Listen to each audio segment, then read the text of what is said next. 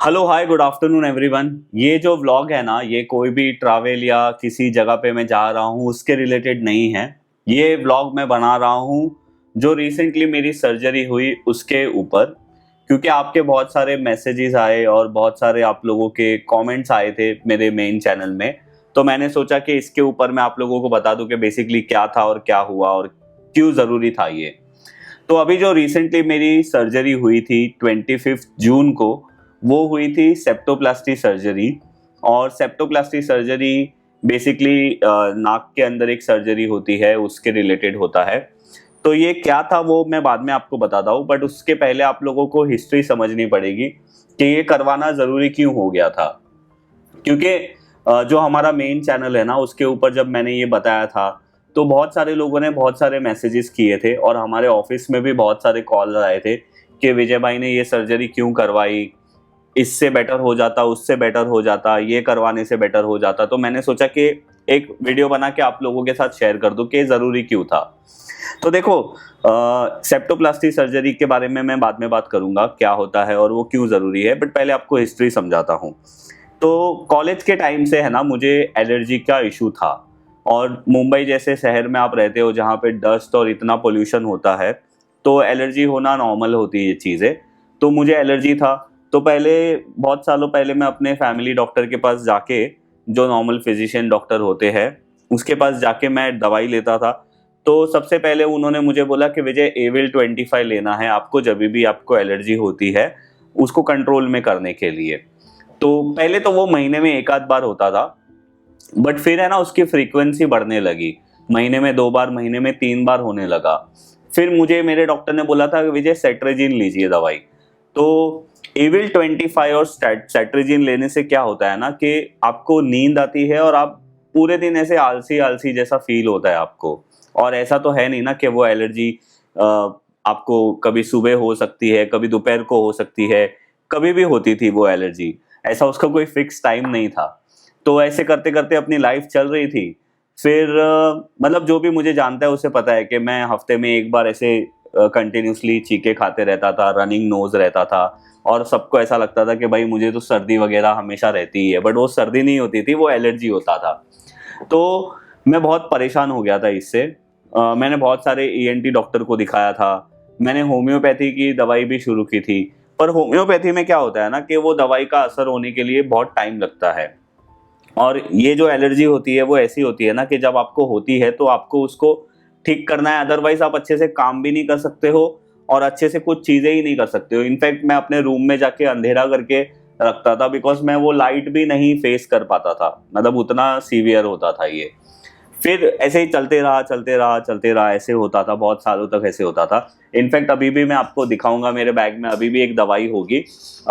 वो बेसिकली क्या है कि सेट्रेजिन और ये सब खाने के बाद मैंने और एक डॉक्टर को बताया था।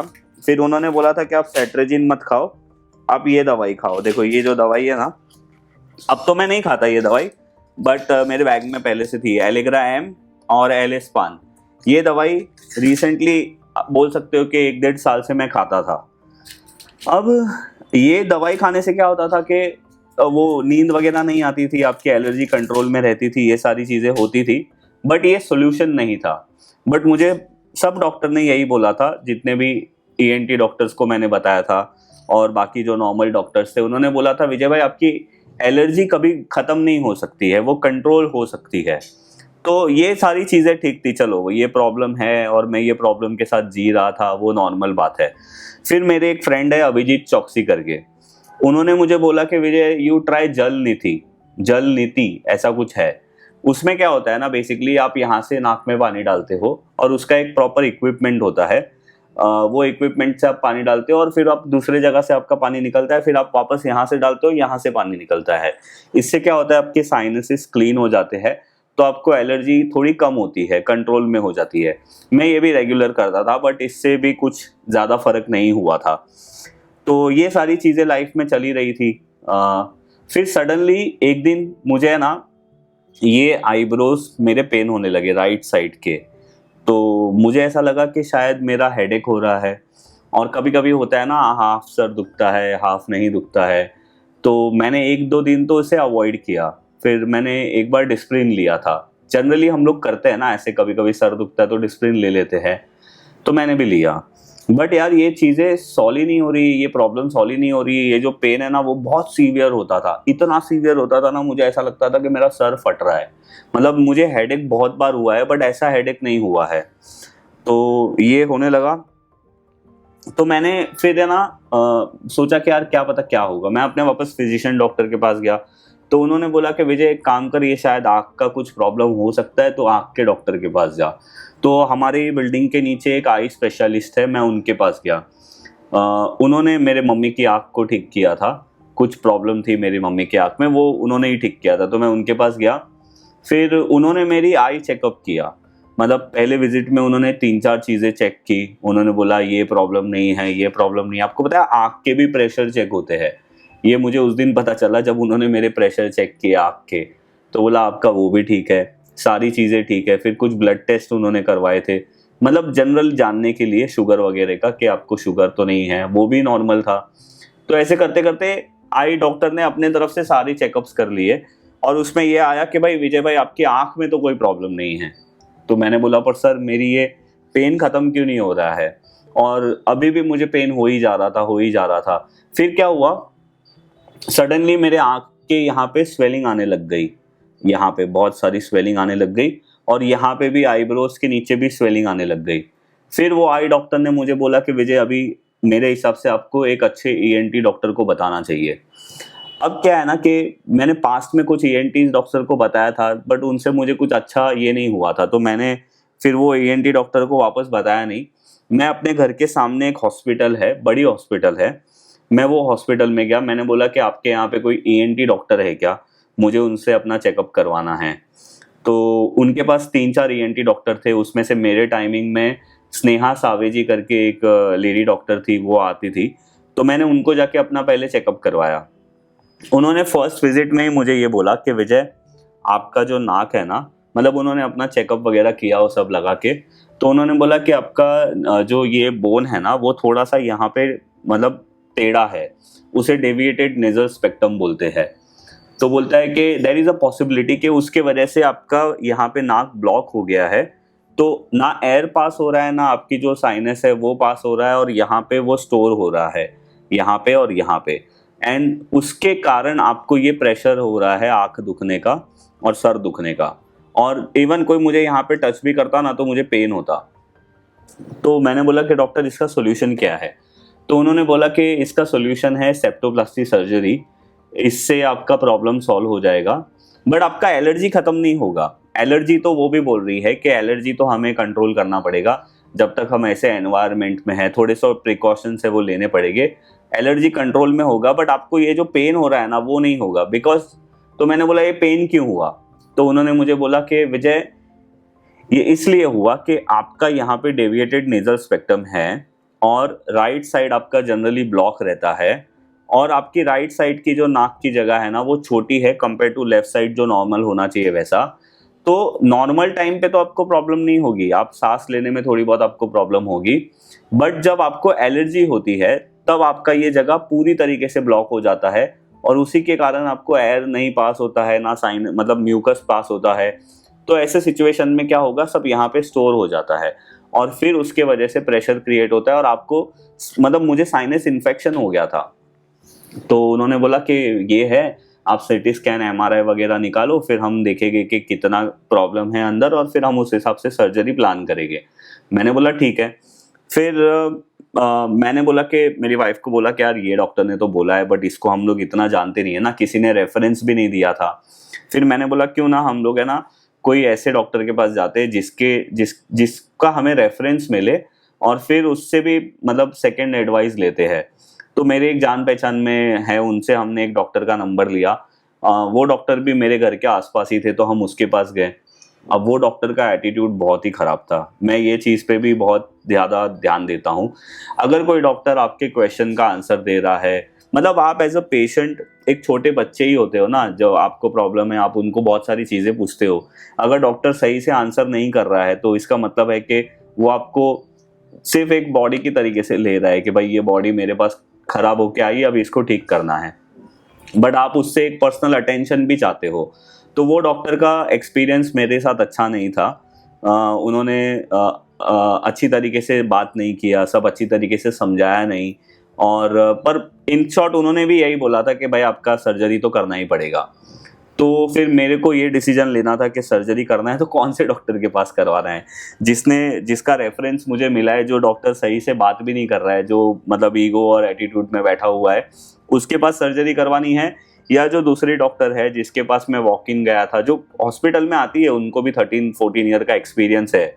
और वो डॉक्टर मुझे हर क्वेश्चन का आंसर दे रही है, वो मुझे सब समझा रही है कि ये चीज़ क्यों होता है, क्या होता है, कैसे करेंगे, कैसे नहीं करेंगे। तो थोड़ा कॉन्फिडेंस आता है। तो मैंने और मेरी वाइफ ने डिसीजन लिया कि हम उसके पास करेंगे जो हमको सब चीज़ अच्छी तरीके से बता रही है। अब ये जो सारी प्रॉब्लम हो रही थी ना, मेरे आँख में स्वेलिंग आ रहा था, पेन हो रहा था, ये सब मुझे मई के मिड में आना शुरू हो गया था। और मैंने ज़्यादा टाइम वेस्ट नहीं किया, मैं तब से ही डॉक्टर्स को बताना शुरू कर दिया था। फिर हमने डिसाइड किया कि यार हम लोग स्नेहा सावे जी के पास से सर्जरी करवाएंगे। तो उन्होंने मुझे कुछ एंटीबायोटिक्स वगैरह दी थी, और उसके वजह से क्या हुआ कि मेरा ये इन्फेक्शन ख़त्म हो गया, मेरा पेन भी अच्छा कंट्रोल में हो गया, सब कुछ चीज़ें नॉर्मल हो गई, वापस मैं नॉर्मल हो गया। बट मुझे मेरे डॉक्टर ने ये बोला था कि विजय, ये सर्जरी बेसिकली क्या होता है, मैं आपको समझाता हूँ। ये डेविएटेड नेजल स्पेक्ट्रम मतलब होता क्या है। यहाँ पे जो बोन होती है ना, वो बहुत सारे लोगों की स्ट्रेट होती है, तो दोनों साइड के होल उनके प्रॉपर होते हैं, जिससे उनको प्रॉपर से सांस आती है। बट मेरा जो होल था राइट साइड का, वो मतलब वो बहुत, बिकॉज ऑफ दैट बोन, वो उसकी जगह ब्लॉक थी। तो नॉर्मली जितनी जगह होनी चाहिए उससे कम जगह थी, और जब एलर्जी होती है तब वो पूरा ब्लॉक हो जाता था, तो उसके वजह से मैं सांस भी नहीं ले पाता था। तो डॉक्टर ने मुझे बोला कि हम लोग ये सर्जरी में क्या करेंगे कि आपका ये साइड का जो बोन है उसको हम कट करके निकाल देंगे, और फिर आपका ये स्ट्रेट हो जाएगा। तो आपका दोनों साइड का जो पासिंग होल है वो इक्वल हो जाएगा, और फिर आपको कभी भी ये इन्फेक्शन वाला इशू नहीं होगा। तो मैं आपको यहाँ पे फोटो भी डाल दूंगा कितनी स्वेलिंग हो गई थी मेरे आँख में। तो फिर हमने डिसाइड किया कि भाई हम लोग 25 मतलब जून में हम लोग एंड में सर्जरी करने वाले थे। अभी मेरा ऑफिस वगैरह रहता है, तो मैंने प्लान किया कि 25 जून में हम लोग वो सर्जरी करेंगे। आई थिंक वो फ्राइडे ही था, और उस दिन मेरे ख्याल से कुछ छुट्टी वगैरह था। नहीं, वो फ्राइडे नहीं था, वो थर्सडे था, और फिर फ्राइडे को छुट्टी थी, और उसके बाद सैटरडे वगैरह जो है वैसे लॉन्ग वीकेंड था। तो मैंने सोचा कि हम लोग कुछ उसको अच्छे से कर लेंगे। तो ये कैसा होता है ना कि आप जिस दिन आपकी सर्जरी होती है, आप उस दिन हॉस्पिटल में एडमिट होते हो, और सेम डे आपकी सर्जरी होती है। फिर विद इन 2 डेज आपको डिस्चार्ज मिल जाता है, बिकॉज आपके नोज में ड्रेसिंग वगैरह होती है। तो मैं तो मेरे घर के सामने ही हॉस्पिटल थी, तो मैंने तो नेक्स्ट डे ही डिस्चार्ज ले लिया था।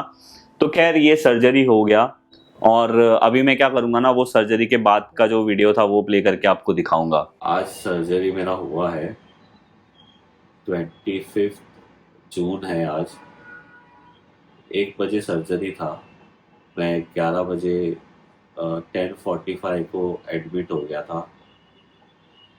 सॉरी आप लोगों को ये अगर ब्लड वगैरह दिख रहा है तो, बिकॉज उन्होंने बोला है कि थोड़ा सा ब्लीडिंग होगा, और ये रोकने की जो दवाई होती है ना, उससे मुझे एलर्जी है, तो मतलब इचिंग वगैरह होता है, तो वो भी नहीं ले सकता। तो कंपेयर टू अदर ब्लड ज़्यादा आने की चांसेस है। बट खैर फाइनली आज मुझे ऐसा लग रहा है कि बहुत सालों से जो चीज़ मुझे करनी थी वो मैंने आज कर दी। ये सर्जरी ऐसी नहीं थी कि इमरजेंसी वाली, बट ये सर्जरी ऐसी थी कि ये आप करा के आपकी लाइफ बेटर हो सकती है। तो मैंने ये डिसाइड किया कि कर लेते हैं। मतलब सुबह 7 बजे से पानी नहीं पिया है, तो थोड़ा सूखा हुआ है। एज ऑफ नाउ अभी कोई पेन नहीं है। फिलहाल आई एम फीलिंग बेटर। मैं बैठना चाहता हूँ, पर डॉक्टर ने बोला है कि आज आप मत बैठो। देखते हैं, कल तक शायद डिस्चार्ज दे देंगे, कंडीशन के ऊपर है। तो ये जो आपने अभी वीडियो देखी ना, वो हॉस्पिटल की ही वीडियो थी, और ये हमने जब मेरी सर्जरी हुई थी उसके अराउंड, आप ऐसे बोल सकते हो कि 2-3 घंटे के बाद ही ये बनाई थी। और अब देखो, ये वीडियो में आपके साथ मैं ये क्यों शेयर कर रहा हूँ, बिकॉज मेरे मेन चैनल पे है ना, मुझे बहुत सारे लोगों के कमेंट्स आए थे कि विजय भाई आपने ये सर्जरी क्यों करवाई, होम्योपैथी दवाई करवा लेते उससे अच्छा हो जाता, जल नीति कर लेते उससे अच्छा हो जाता। तो नो डाउट उससे अच्छा होता है, बट उससे एलर्जी कंट्रोल में होती है। अब आपको पता है ये सर्जरी होने के बाद मेरी ड्रेसिंग, मतलब एक आध हफ्ते तक मेरी ड्रेसिंग होती रही, नाक में से खून वगैरह आता था तो ड्रेसिंग होती रही। और उसके बाद मुझे डॉक्टर ने एक दवाई दी थी जो नाक में डालना था। पहले उसका एक प्रोसेस है, पहले एक दवाई है वो नाक में डालनी है 3 ड्रॉप्स, और उसके बाद एक है ना नेजो वॉश करके एक चीज़ है। बेसिकली वो जल नीति जैसा ही है, पर जल नीति में क्या है, आप प्रेशर नहीं कर रहे हो, आप ग्रेविटी का यूज़ कर रहे हो पानी को नाक में से पास ऑन करने के लिए। नेजो वॉश में क्या है कि एक ऐसा, वो बच्चा नहीं दूध पीता है, छोटा बच्चे को हम दूध पिलाते हैं, वैसे एक डब्बा होता है, उसके अंदर आपको पानी और मतलब एक पैकेट आता है जिसके अंदर सॉल्ट और कुछ मिक्सचर होता है। उसको डालने के बाद आपको ऐसे नाक में प्रेस करना है, तो पानी प्रेस होके यहाँ से यहाँ जाता है, फिर ये वाले नाक में ये करना है। तो इससे क्या होगा, नाक के अंदर का जो भी मतलब ब्लड क्लॉट है और जो भी ब्लॉकेज है वो खुल जाता है ब्लड क्लॉट की वजह से। तो ये सब मैंने किया, और आज 28 जुलाई है, ऑलमोस्ट मेरी सर्जरी को 1 महीने से ज़्यादा हो गया है, और आप बोल सकते हो कि अभी मैं सांस अच्छे से ले सकता हूँ। तो बेसिकली नो डाउट होम्योपैथी दवाई करने से आपका एलर्जी कम होता है, नेजो वॉश से जो अभी जल नीति के तरीके से ही होता है उससे भी आपका एलर्जी कम होता है। मैं अभी रेगुलरली करता हूँ वो, एटलीस्ट अल्टरनेट डेज एक बार करता हूँ। बट जो मेरा प्रॉब्लम था वो था डेविएटेड नेजल स्पेक्ट्रम। वो ना होम्योपैथी से हड्डी ठीक होने वाली थी, ना वो जल नीति से हड्डी ठीक होने वाली थी। उसके लिए मुझे सेप्टोप्लास्टी सर्जरी कराना बहुत ज़रूरी था, और मैं ये सर्जरी कभी नहीं करवा था अगर मुझे साइनस इन्फेक्शन होता ही नहीं। तो आप इमेजिन करो कि आपका सर मतलब इतना दुख रहा है कि आप उसको कंट्रोल ही नहीं कर पा रहे हो, और साइनस इन्फेक्शन होना ये एक अच्छी बात नहीं है, बिकॉज उसको जगह ही नहीं मिला म्यूकस को निकलने के लिए। वो यहाँ पे स्टोर हो गया, यहाँ पे स्टोर हो गया, और उसका इन्फेक्शन हो गया। तो इसीलिए मैंने ये सर्जरी करवाई, और अभी मैं सच में बहुत ज़्यादा खुश हूँ। मुझे अभी समझ में आ रहा है, स्टार्टिंग में डॉक्टर ने मुझे बोला था कि ये सर्जरी होने के बाद आपको पता चलेगा असली सांस लेना किसे बोलते हैं, एंड वो मैं अभी फील कर पाता हूँ। दोनों तरफ से मैं अच्छे से सांस ले सकता हूँ। पता नहीं कितने सालों तक मैंने ये प्रॉब्लम में अपनी लाइफ में मैं ऐसे सोचता था ऐसा ही होता है, सबका नाक ऐसा ही ब्लॉक होगा, बट वो एक्चुअली प्रॉब्लम थी। अब मैंने उसको सॉल्व कर दिया है, तो मैंने सोचा कि आप लोगों के साथ ये वीडियो बना के, मतलब ये बता के आपको शेयर करूँ कि एग्जैक्टली क्या हुआ था, क्यों किया, और क्या अभी प्रोसेस, मतलब क्या मेरा ये है। इसीलिए ये व्लॉग चैनल पे आप लोगों को कोई भी वीडियो नहीं दिख रहा था, बिकॉज मैं कहीं जा ही नहीं रहा था, मेरा ट्रीटमेंट चल रहा था। सर्जरी होने के बाद भी 15 दिन तक तो कंटिन्यूसली 5-5 दिन के गैप में डॉक्टर के पास चेकअप के लिए जाता था। बहुत सारी चीज़ें थी। अभी कुछ हफ्तों 1-2 हफ्ते पहले मेरी दवाई ख़त्म हुई है। अभी ना मैं कोई दवाई पे हूँ, ना मेरे को अभी डॉक्टर के पास चेकअप करने के लिए जाना है। एवरीथिंग इज़ गुड, और सबसे बेस्ट चीज़ ये है कि मैं सांस ले पा रहा हूँ अभी अच्छी तरीके से।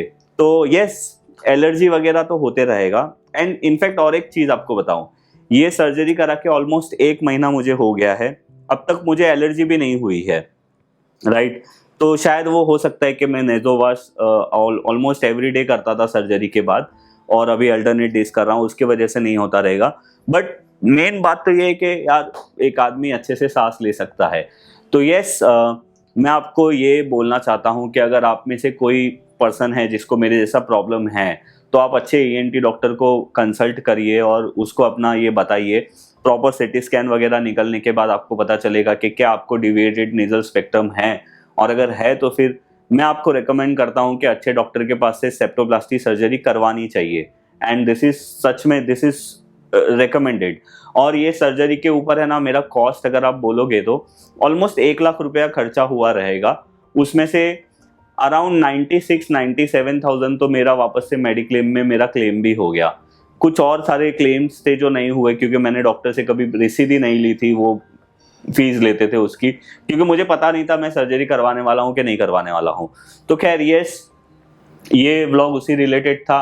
आई होप आप लोगों को कुछ अच्छी चीज़ समझ में आई होगी ये देख के। और अभी हम हमारे व्लॉग चैनल में अगर कहीं पे जाएंगे तो नेक्स्ट व्लॉग ज़रूर पोस्ट करेंगे। आई होप आप लोगों को ये वीडियो देख के आपको कोई सीखने तो कुछ मिला नहीं होगा, बट ये एक्सपीरियंस है मेरा जो मैंने आप लोगों के साथ शेयर किया। और अगर आपको किसी को नेजल मतलब ये जो प्रॉब्लम मुझे थी वैसी सेम प्रॉब्लम अगर आपको है तो मैं आपको रिकमेंड करूंगा कि आप अच्छे डॉक्टर को बताओ और आपकी ये प्रॉब्लम को सॉल्व करो, बिकॉज ये 100% वर्थ है।